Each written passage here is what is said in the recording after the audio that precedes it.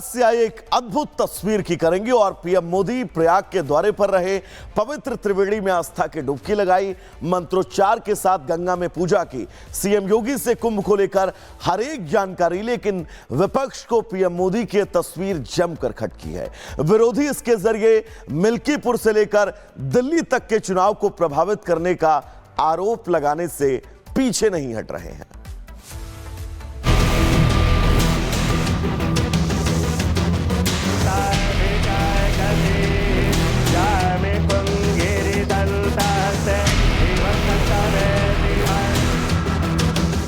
मां गंगा का किनारा, हजारों भक्त, सूरज की तरह चमकता प्रयाग और आस्था का सैलाब।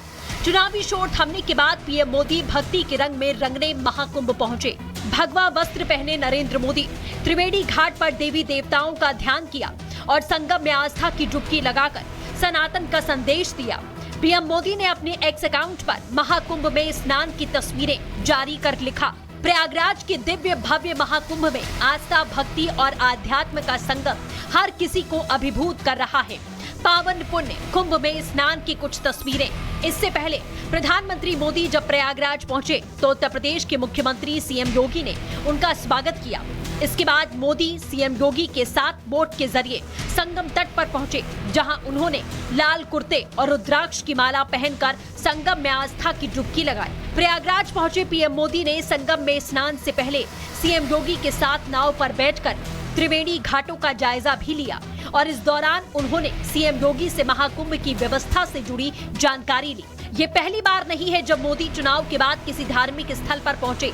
हर बार चुनाव बाद पीएम मोदी शांति की तलाश में किसी धार्मिक स्थल पर जाते हैं। इस बार पीएम मोदी की महाकुंभ यात्रा एक धार्मिक यात्रा है, लेकिन जैसा कि हमेशा होता आया है, पीएम की इस यात्रा का विरोध भी शुरू हुआ और विरोधी इसके जरिए मिल्कीपुर से लेकर दिल्ली तक के चुनाव को प्रभावित करने का आरोप लगा रहे हैं।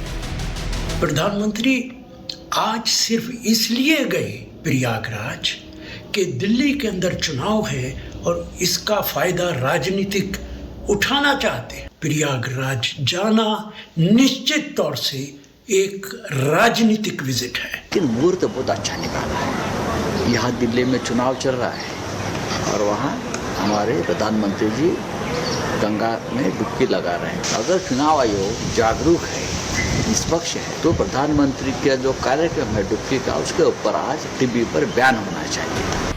पीएम मोदी के महाकुंभ दौरे पर विपक्ष का ये डर लाजमी है, क्योंकि 2014 से अब तक पीएम मोदी 11 बार किसी भी तीर्थ यात्रा पर गए हैं।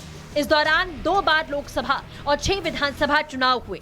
दोनों लोकसभा चुनाव में बीजेपी की बम्पर जीत हुई, जबकि 6 में से 4 राज्यों में बीजेपी ने सरकार बना ली। देश का चुनावी इतिहास गवाह है, विपक्ष जहां घूम घूम कर हिंदुओं के बीच विभाजन की लकीर खींचता है, तो वहीं पीएम मोदी सनातनियों को एकता के एक सूत्र में पिरो देते हैं।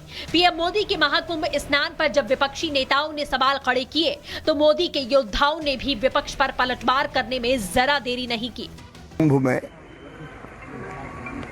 अमृत स्नान सदैव प्रधानमंत्री जी करते हैं और सबके कल्याण की कामना करते हैं, सबके कल्याण के काम में जुटे हुए हैं।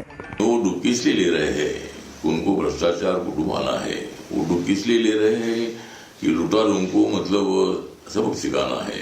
उनको इसलिए डुबकी ले रहे हैं कि देश में आज तक गरीबी को न्याय नहीं मिला है। बहरहाल महाकुंभ में संगम स्नान पर पीएम मोदी ने साफ कर दिया कि वो सनातन और हिंदू धर्म के उत्थान की प्रक्रिया जारी रखेंगे। Bureau report, Republic Bharat. तो चलिए अब आगे बढ़ेंगे और बात संभल की करेंगे। दरअसल उत्तर प्रदेश के संभल में सनातनी सबूतों का मिलना लगातार जारी है। बावड़ी, कुआं, तमाम तस्वीरें हमने आपको दिखाई। एक बार फिर से एएसआई को शिवलिंग मिला है। पूरी तस्वीर इस रिपोर्ट में।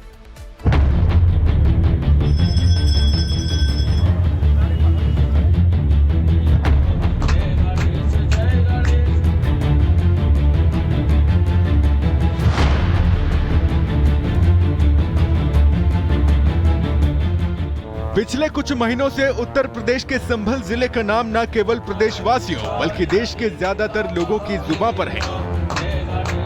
कुछ ही दिनों में संभल से इतना कुछ मिला है कि लोग हैरान हैं।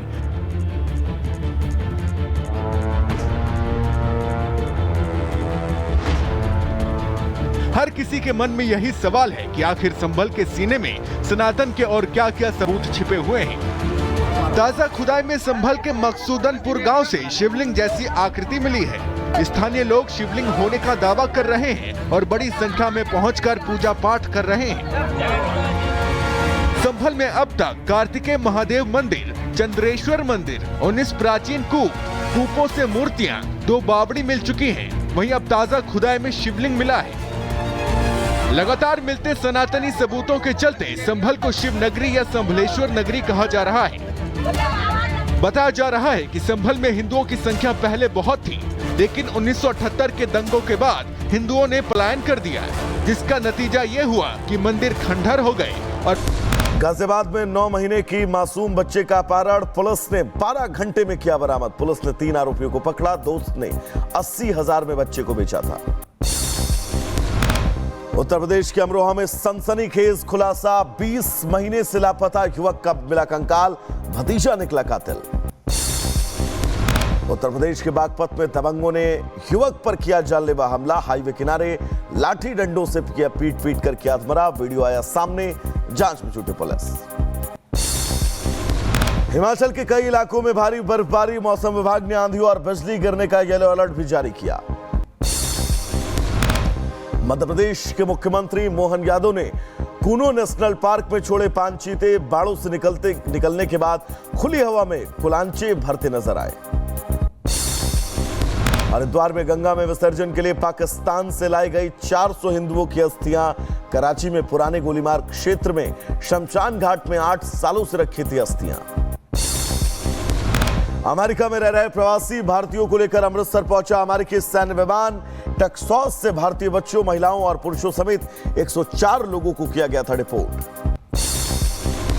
बांग्लादेश में फिर सामने आए कट्टरपंथियों का तांडव। शेख मुजीबुर रहमान के घर में घुसकर उत्पात, बंगबंधु के घर में जमकर तोड़फोड़, आगजनी। गाजा पट्टी पर कब्जा करेगा अमेरिका। नेतन्याहू के मेजबानी करते हुए राष्ट्रपति ट्रंप ने गाजा से फिलिस्तीनियों को विस्थापित करने का प्रस्ताव दोहराया। जॉर्डन और मिस्र में पुनर्वास का सुझाव। गाजा पर कब्जे की बात कहकर फंसे ट्रंप। सऊदी अरब से लेकर मिस्र तक विरोध। चीन ने भी इस सुझाव को खारिज किया। कहा गाजा पट्टी के लोगों को निशाना बनाकर जबरन स्थानांतरण किया जा रहा है।